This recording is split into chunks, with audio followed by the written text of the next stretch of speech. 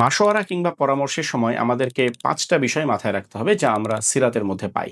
বদর যুদ্ধের প্রাক্কালে যখন রাসূল সাল্লাল্লাহু আলাইহি ওয়াসাল্লাম শিবির স্থাপন করলেন, তখন হুবাব বিন মুনজির রাদিয়াল্লাহু আনহু এসে বললেন, ইয়া রাসূলুল্লাহ, আপনি যেখানে শিবির স্থাপন করলেন এটা কি আল্লাহর সিদ্ধান্ত নাকি আপনার সিদ্ধান্ত? তখন আল্লাহ রাসূল বললেন, না, এটা আমার সিদ্ধান্ত। তখন তিনি বললেন, ঠিক আছে, তাহলে আমরা এইখানে শিবির স্থাপন না করে আরেকটু সামনে গিয়ে স্থাপন করি। তাহলে আমরা একটা কূপ আমাদের নিজেদের কাছে রাখবো এবং বাকি সমস্ত কূপ আমরা বন্ধ করে দিব। তাহলে যুদ্ধ শুরু হলে আমাদের কাছে পানি থাকবে, কিন্তু কুরাইশদের কাছে কোনো পানি থাকবে না।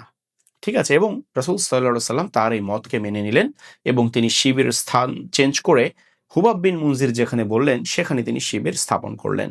এখানে আমরা দেখলাম যে পরামর্শ দিতে গেলে বা পরামর্শ করতে গেলে প্রথম যে জিনিসটা মাথায় রাখতে হবে সেটা হচ্ছে কোরআন কিংবা সুন্নাহর এগেইনস্টে কোনো পরামর্শ করা যাবে না।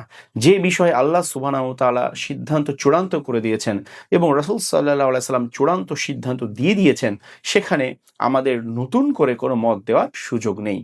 আর দ্বিতীয় শিক্ষাটা হচ্ছে পরামর্শ দেওয়ার সময় আমিরের অনুমতি নিয়ে নেওয়া অথবা দলনেতার অনুমতি নিয়ে নেওয়া। ঠিক আছে? মানে হুট করে মাঝখান থেকে এসে আমি একটা পরামর্শ দিতে চাই কিংবা আপনারা কি ওগুলো বলছেন, আমার মত হচ্ছে এটা, এরকম না। বরং আগে অনুমতি নেওয়া। আমি কি বলবো? আমি কি আমার ওপিনিয়নটা দিব? এবং আমির কিংবা দলনেতা অনুমতি দিলেই ওপিনিয়নটা প্রকাশ করা। এবার চলুন চলে যাই উহুদ যুদ্ধের সময়। উহুদের প্রাক্কালে রাসূল সাল্লাল্লাহু আলাইহি সাল্লাম সাহাবীদের সাথে পরামর্শ করছিলেন যে যুদ্ধটা কি মদিনার ভেতরে থেকে হবে নাকি বাইরে থেকে হবে। তো কিছু কিছু সাহাবী বললেন আমরা মদিনার ভেতরে থাকবো এবং মদিনার ভেতরে থেকে যুদ্ধ হবে। আবার কিছু কিছু সাহাবী বললেন যুদ্ধ মদিনার বাইরে গিয়ে হবে। রাসূল সাল্লাল্লাহু আলাইহি সাল্লামের ইচ্ছা ছিল মদিনার ভেতর থেকেই যুদ্ধ করার জন্য, কিন্তু তিনি শেষ পর্যন্ত মদিনার বাইরে গিয়ে যুদ্ধ করার মতটা মেনে নিলেন। এখানে আমরা দেখলাম যে অনুসারীদেরকে মন খুলে মতামত দেওয়ার সুযোগটা দেওয়া, এটা কিন্তু খুবই গুরুত্বপূর্ণ। আল্লাহ রসুল চেয়েছিলেন মদিনার ভেতর থেকে যুদ্ধ করতে, কিন্তু যারা মদিনার বাইরে গিয়ে যুদ্ধ করতে চেয়েছিল তারা খুব জোরালোভাবে নিজের মতামত দিতে পেরেছিল এবং শেষ পর্যন্ত রসুল সাল্লাহ সাল্লাম তাদের মতটা মেনেও নিয়েছিলেন।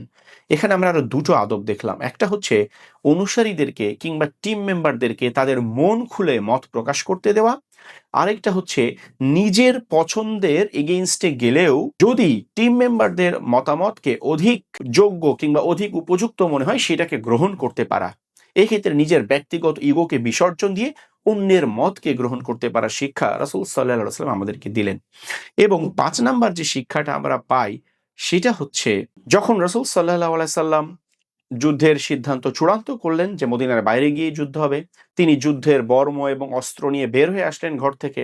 তখন কিছু কিছু সাহাবী যারা বাইরে গিয়ে যুদ্ধ করার ব্যাপারে খুব জোরালো মত দিয়েছিলেন তারা লজ্জিত হলেন এবং বললেন, ইয়া রাসূলুল্লাহ, আপনি যদি মদিনার ভেতরে থেকে যুদ্ধ করতে চান আপনার সিদ্ধান্তই আপনি চূড়ান্ত করতে পারেন।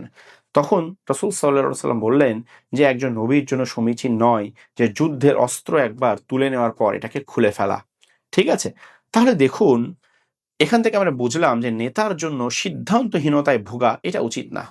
সবার পরামর্শের ভিত্তিতে সিদ্ধান্ত হবে, কিন্তু একবার যখন সিদ্ধান্ত চূড়ান্ত হয়ে যাবে তখন বারবার ঘন ঘন সিদ্ধান্ত পরিবর্তন করা কিংবা জনে জনে মানুষের কথা শুনে একটা দোদুল্যমান অবস্থায় থাকা, এইটা না এইটা, এইটা না এইটা, কোনটা বেটার, এইটা না।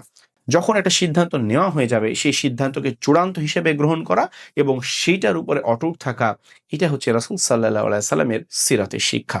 তাহলে এই ভিডিওতে আমরা পরামর্শের ৫টা আদব দেখলাম।